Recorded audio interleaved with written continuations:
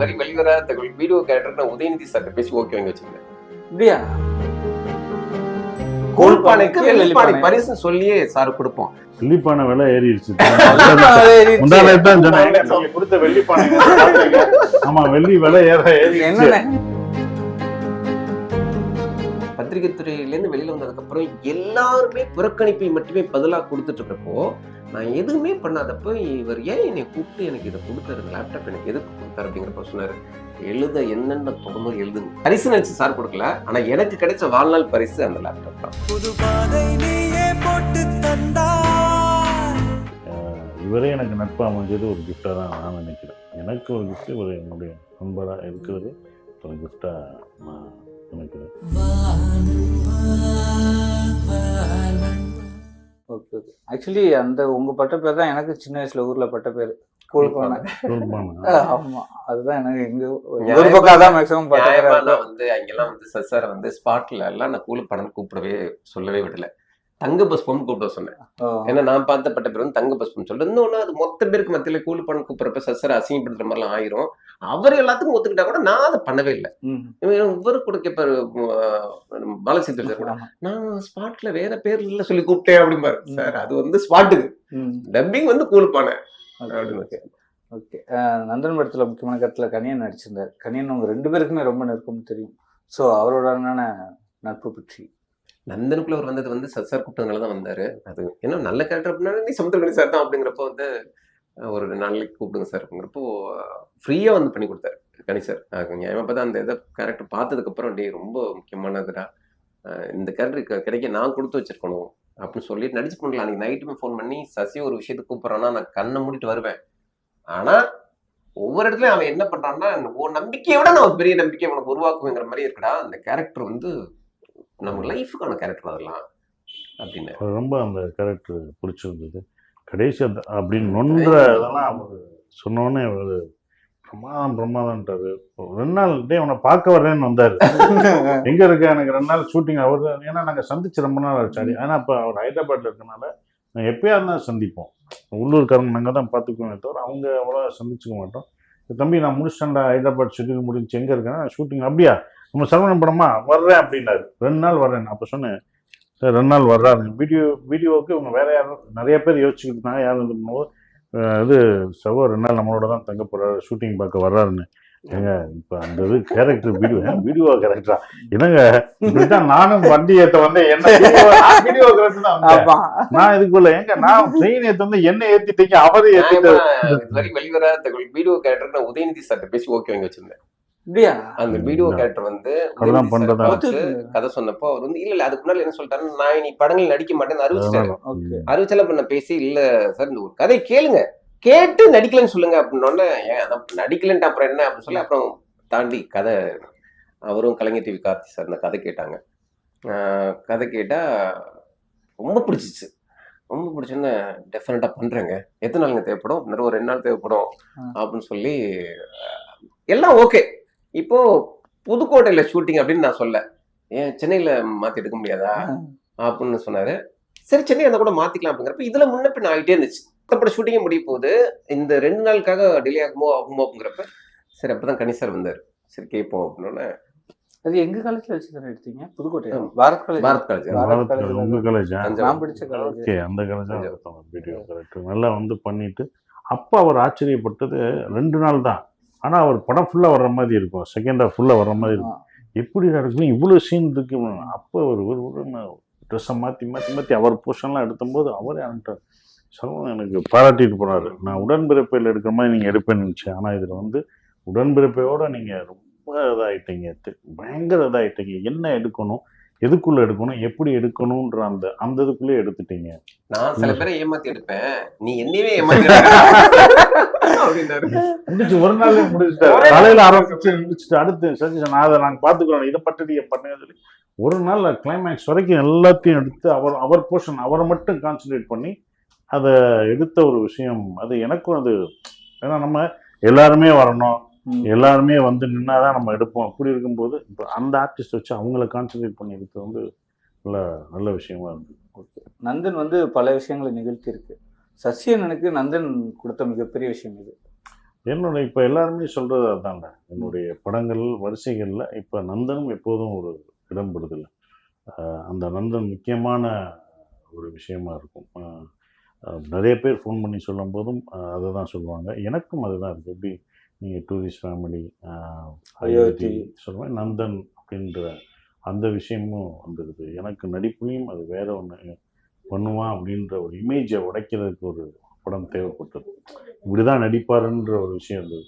இல்லை இப்படியும் நடிப்பார் அப்படின்ற ஒருத்தவங்க நினைக்கிறதுக்கு அந்த படம் ரொம்ப யூஸ்ஃபுல்லாக இருந்தது. என்னோடய படங்களில் அந்த வரிசைகளில் அதுவும் ஒரு முக்கியமான ஒரு படமாக இருக்கும். வைரமுத்து சார் ஃபோன் பண்ணி படம் பார்த்துட்டு ரொம்ப சொல்லும் போதும் அவரும் சொன்னார், உங்களுடைய படங்கள் லைப்ரரியில் நந்தனும் எப்போதும் இடம் பிடிச்சிக்கிட்டே இருக்கும் அப்படின்ற ஒரு விஷயம். காலம் கடந்து சொன்னாலும் ஒரு படம் வந்து என்ன பண்ணுச்சுன்னு ஒன்று இருக்குது. அப்போ நந்தனை பார்க்கும்போது அது இந்த இப்போ கொடியேற்றும் போது இவங்கெல்லாம் கொடியேற்றுறது, இவங்க பாராட்டி பேசும்போது அவங்களுடைய கண்ணீர்கள், அவங்களோடது, அதுக்கெல்லாம் ஒரு படம் இருக்குது பார்த்தீங்களா, ஒரு காரணமாக இருக்குது அப்படின்றதே ஒரு சந்தோஷமாக இருக்குது. இனி எந்த காலத்துலேயும் அது இருந்துக்கிட்டே தான். இப்படி ஒரு விஷயம் இருந்தது, இப்படி மாறி இருக்குன்ற ஒரு விஷயம் இருக்குது பார்த்தீங்களா, அது வந்து பண்ணுச்சுன்னு நான் நினைக்கிறேன். உங்களுக்கு நந்தன் தந்த மிகப்பெரிய விஷயம் இது. நந்தன் வந்து படம் எப்பேற்பட்ட வெற்றி அடையும் அப்படிங்கிறதெல்லாம் நாங்கள் ஃபர்ஸ்டே பிளான் பண்ணுவோம். இது ஜெயிக்கிறது கஷ்டம், அதே நேரம் இந்த படத்தில் நமக்கு உருவாக போகிற நஷ்டத்தை நம்ம எப்படி சமாளிக்கிறது, இந்த கிளாரிட்டியோட தான் இந்த படத்தை நாங்கள் தொடங்கணும். இப்படியான கணக்கு தான். அப்போ அதில் பக்காவாக இருந்தோம். இந்த படம் நிச்சயமாக நஷ்டத்தை கொடுக்கும். அந்த நஷ்டம் நம்ம சமாளிக்கக்கூடிய அளவுக்கு எப்படி இருக்கும், இந்த மாதிரியான கால்குலேஷனோட தான் இறங்கணும். அப்போ அந்த படம் வந்து தியேட்டரில் பெருசாக ஜெயிக்கலைங்கிறதெல்லாம் எங்களை பாதிக்கவே இல்லை. சொல்லப்போனால் நாங்கள் நினச்சதை விட நல்லா தான் போணுச்சு. ஓடிடியில் பெரிய ஹிட் படம் அப்படி எல்லாமே ஆணுச்சு. ஆனால் ஒரு பெரிய விவாதங்களை உருவாக்கி ஒரு தீர்வை நோக்கி நகர்த்தலையே இந்த படம் அப்படிங்கிற வருத்தம் எனக்கு இருந்துச்சு. படம் ரிலீஸ் ஆன சமயத்தில் ரஜினி சார் உட்பட எல்லாரும் கூப்பிட்டு பாராட்டினா கூட மனசுக்குள்ள என்னன்னா, யாரோ சிலருடைய பிரச்சனைகளை நம்ம ஒரு ஸ்க்ரீனுக்கு கொண்டு வந்து நம்ம பாராட்டு வாங்கிட்டு இருக்கோம். நமக்கு விருது வாங்கி கொடுக்குற அந்த படம் யாருக்கும் விடிவை வாங்கி கொடுக்கலையே அப்படிங்கிற ஏக்கம் வந்து ரொம்ப இருந்துச்சு. ஒரு அரசு கூப்பிட்டு பேசும், அரசு பட்டியல் பஞ்சாயத்து தலைவர்களை கூப்பிட்டு இன்னுமா நீங்க கஷ்டப்படுறீங்கன்னு கூப்பிட்டு கேட்கும், இப்படிலாம் நாங்கள் நினைச்சோம். ஆனா அந்த மாதிரி எதுவுமே நடக்கல. ஆனா சுதந்திர தினம், குடியரசு தினம் வந்தப்போ அப்பதான் அத்தனை தலித் பஞ்சாயத்து தலைவர்களும் பேசுறாங்க. சார் வீடியோ பேசுறாங்க சார் கலெக்டர் ஆஃபீஸ் போன் வந்துச்சுங்க சார் நாங்க குடியேற்றத்தை நாங்களே வீடியோ எடுத்து அனுப்ப சொல்லியிருக்காங்க சார், அதிகாரிகள் கண்காணிப்பாங்கன்னு சொன்னாங்க சார். அதுலயும் குறிப்பா ஒரு அம்மாலாம் பேசுறாங்க சார், வீடியோலாம் என்கிட்ட பேசுனதே இல்லை சார், முதல் முறையா பேசினார் சார். எங்க ஊருக்கு ஒரு 2 போலீஸ்காரங்க வந்து எங்களை குடியேற்ற வச்சாங்க சார். இந்த மாதிரி அப்போ வந்து வெளிப்படையா அந்த நடவடிக்கை நடக்கலையே தவிர ஆஃப் தி ரெக்கார்டா பக்காவா அது நடந்திருக்கு. போன குடியரசு தினத்திலையும் சுதந்திர தினத்திலையும் அனைத்து தலித் பஞ்சாயத்து தலைவர்களும் கொடியேற்றினாங்க அப்படிங்கிறப்ப ஒரு எல்லாருமே அதை கூட சீமான் ஒரு அறிக்கை வெளியிட்டாரு. இப்பேற்பட்ட வெடிவை உருவாக்குறதுக்கு நந்தன் படம் மிக முக்கியமான காரணம், ஒரு படைப்புங்கிறது இதைத்தான் பண்ணணும் அப்படின்னு சொல்லி அந்த விதத்துல நந்தன் வந்து காலத்துக்கும் எப்ப நம்மளால முடிஞ்ச ஏதோ ஒண்ணு பண்ணிட்டோம் அப்படிங்கிற அளவுக்கு நிம்மதியை கொடுக்கக்கூடிய படைப்பு. நந்தன் 2 தயாரிப்பாளர் சசிகுமாரா? அதெல்லாம் முடிவு பண்ணலாம். நந்தன் நாங்க நடிக்கிறோம் அனௌன்ஸ்மெண்டே போட்டாரு. நந்தன் தயாரிப்பாளர் சசிகுமார், நந்தன் தயாரிக்க சசிகுமார் சார் காரணம், நந்தன் 2 தயாரிக்கும் சசிகுமார் சார் காரணம். அந்த அதே தான் ஃபர்ஸ்ட் ப்ரொடியூசர் யாரோ அவர் தான் தயாரிப்பாளர். நாங்க நடிக்கிறோம், எல்லாருமே ரெடி, நடிகர்கள் ரெடி, அவர் ஸ்கிரிப்ட் பண்ணி ரெடி முடிக்கணும். முடிச்சிட்டாருன்னா நாங்க இப்போ சங்காரம் நாவலை தயாரிக்க நிறைய தயாரிப்பாளர் போட்டி போடுறாங்க, அது எனக்கு தெரியும். அது மாதிரி நந்தன் ஏற்படுத்தின தாக்கத்தினால நந்தன் 2 தயாரிக்க நிறைய பேர். நந்தன் ஃபர்ஸ்ட் தயாரிக்க யார் முன்னும் இல்லை, நந்தன் 2 தயாரிக்க நிறைய பேர். அதுதான் கேட்குறேன். நேற்று கூட கிஷோர்னு ஒருத்தர் பேசினார், சார் நான் ரெடியா இருக்கேன் அப்படின்னு சொன்னாரு. ஆமா, அதுக்கான ஏன்னா நந்தன் உருவாக்குன ஒரு இம்பாக்ட் தான். ஆமா, ஒரு நல்ல படம் பண்ணணுங்கிற எண்ணத்துலயும் நிறைய பேர் இருக்கிறாங்கல்ல, அவங்களுக்கு ஒரு நம்பிக்கை கொடுத்துருக்கு நந்தன். ஓகே, எப்போ ஷூட்டிங் போறீங்க? அது ரொம்ப சீக்கிரம் ஆரம்பிச்சிருவோம். அவர் எப்போ இது பண்ணுறாரு, நாங்கள் அதான் கனியன்னு வந்து சொல்லிட்டாரு, அவர் தான் ஆரம்பிச்சது. எப்போ அது அப்படியே விட்டுறாத, அவர் தான் எப்போ பார்த்தாலும் விட்ட சொல்கிறது. சந்திக்கும் போதெல்லாம் நாங்கள் ஒரு முன்னே நந்தன் 2 எப்போ அப்படியே விட்டுறாத, அடுத்ததுக்கு நகட்டுன்ற ஒரு விஷயம் சொன்னது. சசின் உங்களுக்கு கொடுத்த மிகப்பெரிய பரிசு? எப்போவுமே பத்திரிகை துறையில் வேலை பார்க்குறப்போ அதில் வேலை பார்க்குற வரைக்கும் எல்லாருமே கான்டாக்டில் இருப்பாங்க, பேசுவாங்க, நம்மளை கூப்பிட்டு எல்லாமே பகிர்ந்துப்பாங்க. எப்போ நீங்கள் வேலையை விட்டு நிற்கிறியோ அன்னையிலேருந்து நம்ம ஃபோன் பண்ணால் எடுக்க மாட்டாங்க. இந்த மாதிரியான ஆட்களை தான் நான் பார்த்துருக்கேன். ஆனா நான் விகடனை விட்டு ரிசைன் பண்ணேன்னு சார் சொன்னப்ப அப்பாடான்னாரு. அப்பாடா இனிமேல் அவன்கிட்ட எல்லா விஷயங்களையும் மனசு விட்டு பேசலாம் அப்படின்னாரு. அந்த மாதிரி வாஞ்சியா கட்டி அணைச்சுக்கிட்ட சார். அதுக்கப்புறம் விகடனை விட்டு வெளியில வந்ததுக்கு அப்புறம் கொஞ்ச காலம் சும்மா தான் இருந்தேன். அப்ப வந்து என்னை ஒரு நாள் கம்பெனி ப்ரொடக்ஷன்ஸ் ஆஃபீஸ் கூப்பிட்டு சாரும் அசோக் சாரும் கூப்பிட்டு என்ன இது பண்ண ஒரு ஹெச்பி லேப்டாப் ஒன்று கொடுத்தாங்க. முதன் முறையா நான் லேப்டாப் கையில் வாங்கினேன். இன்னொன்று எனக்கு என்னன்னா, பத்திரிகை துறையிலேருந்து வெளியில வந்ததுக்கப்புறம் எல்லாருமே புறக்கணிப்பை மட்டுமே பதிலாக கொடுத்துட்டு இருக்கிறப்போ, நான் எதுவுமே பண்ணாதப்போ இவர் ஏன் என்னை கூப்பிட்டு எனக்கு இதை கொடுத்தாரு, இந்த லேப்டாப் எனக்கு எதுக்கு கொடுத்தாரு அப்படிங்கிறப்ப சொன்னாரு, எழுத என்னென்ன தோணுதோ எழுதுங்க, உங்க மனசுல என்னென்ன தோணுதோ எழுதுங்க, அதுக்கு தான் அந்த லேப்டாப் அப்படின்னாரு. பல வருஷம் பயன்பாட்டில் அந்த லேப்டாப் வந்து ரிப்பேர் ஆனப்போ கூட நான் சர்வீஸ் கொடுக்கல. இன்னைக்கும் என்னுடைய பொக்கிஷ பரிசா அந்த ஹெச்பி லேப்டாப்பை நான் வச்சிருக்கிறேன். அதுதான் அது பரிசு நினைச்சு சார் கொடுக்கல, ஆனா எனக்கு கிடைச்ச வாழ்நாள் பரிசு அந்த லேப்டாப் தான். அதே மாதிரி சசி சாருக்கு நம்ம ஒன்று ஏதாச்சும் பண்ணணுமே அப்படின்னு தோணுச்சுன்னா, எப்பவுமே பெரிய ஆட்கள் கொடுக்குற இடத்துல இருப்பாங்க, நம்ம வாங்குற இடத்துல தான் இருப்போம். ஆனால் நந்தன் வந்து சசி சார் இல்லைன்னா நந்தன் இல்லை. அந்த அந்த அந்த கதை வந்து பேப்பராகவே முடிஞ்சிருக்கும். அப்படிங்கிறப்போ சசி சாருக்கு நம்ம ஏதாச்சும் ஒன்று நந்தனை வச்சு நம்ம பண்ணணும் அப்படிங்கிற எண்ணம் வச்சு, ஆனால் அந்த நேரத்தில் நிறைய கஷ்டங்கள், ஒன்றுமே பண்ண முடியல. இதுக்குள்ள சீமான் வேற அண்ணனுக்கு பாராட்டு விழா எடுக்கணும், நந்தனுக்கு பாராட்டு விழா எடுக்கணும்னு சொல்லி அவர் தீவிரமா இருக்கிறாரு. கரெக்டா பார்த்தா சசி சாருடைய பிறந்தநாள் வேற அன்னைக்கு.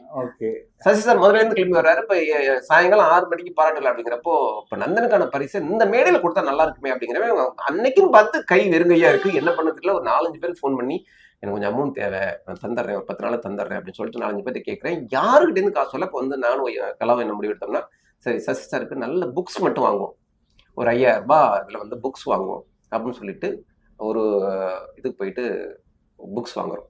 செலக்டிவான புக்ஸ் வாங்கி பார்சல் பண்ணிட்டு இருக்கிறேன். எனக்கு ஒருத்தர் வந்து, சார் நீங்கள் கேட்ட அமௌண்ட் வந்து போட்டிருக்கேன். அப்படியே எவ்வளோ சார்? 1.25 லட்சம் அப்படின்னு. சூப்பருங்கன்னு சொல்லிட்டு அந்த புக்ஸ் பார்சல் எடுத்துட்டு அப்படியே வந்து நல்லி ஜுவல்லரிக்கு போகிறோம். எனக்கு என்னன்னா, கூழுப்பானைன்னு சாரை நம்ம கேவலப்படுத்திட்டோம், அவருக்கு ஒரு வெள்ளிப்பானை வாங்கி கொடுக்கணும் அப்படின்னு சொல்லிட்டு 1.25 லட்சத்துக்கு என்ன பாடுப்பா இருக்கு அப்படின்னா ஒரு வெள்ளி. அப்ப வந்து 1 கிலோவே 1.30 எவ்வளவுதான். 1 கிலோல ஒரு வெள்ளி பானை ஒண்ணு பண்ணலாம் அப்படின்னு சொல்லிட்டு வெள்ளி பானை எடுத்து கலா சொல்றாங்க, ஏங்க இது ரொம்ப தப்பா இருக்குங்க, பானை இல்லக்கலாம், வெள்ளி பானைக்கு சாரி இந்த கூழ் பானைக்கு வெள்ளி பானை பரிசு சொல்லியே சார் கொடுப்போம், பாரு கேட்டது இப்படி வரும்னு நினைக்கவே இல்லை அப்படின்னு சொல்லி வெள்ளி பானை எடை வச்சு பில் போட்டுட்டு இருக்கப்போ எனக்கு வந்து இன்னொரு அமௌண்ட் வருது. சார் காலைல கேட்டீங்களே, தப்பு தர முடியல, இப்போ வந்துருச்சு அப்படின்னு சொல்லிட்டு அமௌண்ட் வந்தப்போ அப்படியே அந்த அமௌண்ட்டை கொண்டு போயிட்டு அதெல்லாம் 3 மணி சாருக்கு செயின் எடுத்து, அதான் சொன்னேன், ஒரு நல்ல மனசுங்கிறது எப்படி மக்களா, இதான் காலையில நம்ம இந்த என்ன பரிசு கொடுக்கலாம்னு யோசிச்சப்ப கையில இருந்தது 5000. ஈவினிங்குள்ளே எனக்கு 5 லட்சத்துக்கு மேல காசு வந்துருச்சு. கேட்ட இடம்லாம் கிடைச்சிச்சு. இப்ப 10 இடம் கேட்டோம்னா ஏதாச்சும் ஒரு இடம் தானே கிடைக்கும். கேட்ட இடம்லாம் கிடைச்சுன்னா அன்னைக்கு இன்னொரு 10 லட்சம் இருந்தாலும் இன்னொரு 10 லட்சத்துக்கு பரிசு வாங்கியிருப்பேன். ஏன்னா இன்னைக்கு வர்றதெல்லாம் சசாருக்கான பரிசு நினைச்சு அது நம்ம அது அவருடைய அன்புக்கெல்லாம் ஈடாகாது, ஆனாலும் கொடுத்து அந்த மேடையில சொன்னா நீங்க ஒரு தங்கப்பானை கொடுக்குற அளவுக்கு இல்ல. தங்கப்பானை வெள்ளிப்பானை விலை ஏறிடுச்சு. கொடுத்த வெள்ளிப்பானை ஆமா வெள்ளி விலை ஏறி என்ன பண்ணி வச்சிருக்கீங்க இந்த பானை? அப்படிதான் வச்சிருக்கேன். ஒரு பூஜைக்கு எங்க வீட்டுல ஒரு பூஜை நடந்தப்ப கூட அந்த வெள்ளிப்பானையை வச்சுதான் அவங்க வந்தாங்க. வந்தப்ப ஒரு பூஜை சார் ஏற்பாடு பண்ணிருக்காரு. அப்ப ஐயர் வந்தவர் கேட்டாரா, ஏதாச்சும் ஒரு குடம் வேணுமேங்க, குடத்துல தண்ணி இருக்குமேங்கிறப்ப, ஏன் சென்னையில குடத்துக்கு எங்கேயா போறது அப்படிங்கிறப்ப திரும்பி சரவண கொடுத்த வெள்ளிப்பானை இருக்கு அதை எடுத்துவாங்க. அதான் பூஜை வச்சவர் வரும்போது அதான் காமிச்சாங்க, இந்த பூஜைக்கு இந்த வெள்ளிப்பானை. அப்போ அந்த வெறும் அந்த வெள்ளிப்பானை இல்லாம பல விதத்தில் நமக்கு உதவி செய்ய ஒரு கிஃப்டாக தான் பார்க்குறேன். இன்னொன்றும் இவரே எனக்கு நட்பாக அமைஞ்சது ஒரு கிஃப்டாக தான் நான் நினைக்கிறேன். எனக்கு ஒரு கிஃப்ட் இவர் என்னுடைய நண்பராக இருக்கிறது ஒரு கிஃப்டாக நான் நினைக்கிறேன். செயின் போட்டது இது எல்லாமே தாண்டி அந்த பானை எல்லாமே கொடுத்தது இவர் எனக்கு நண்பராக இருக்கு. நான் கிஃப்டாக நீங்கள் அந்த வெள்ளிப்பானைங்கிறது அடுத்து தங்கப்பானை கொடுக்குற அளவுக்கு நீங்கள் முன்னேறணும்னு அண்ணன் ஆசைப்படுறாரு. அதற்கான வேலைகளை நீங்க தான் பண்ணணும். அது இன்னும் ரொம்ப விலை ஏறிடுச்சு. இன்னும் விலை ஏறிடுச்சு. அது சங்க இலக்கியத்துல சொல்லுவாங்க, கோப்பெருஞ்சோலையின் சிறாந்த நட்பு தான் பெருசுன்னு சொல்லுவாங்க. ஆனா சமகாலத்துல உங்க 2 பேரும் நட்பை பார்க்க தான் எனக்கு அப்படி தோணுது. நிறைய விஷயங்களை என்னோட பகிர்ந்துக்கிட்டீங்க. நன்றி. ரொம்ப நன்றி.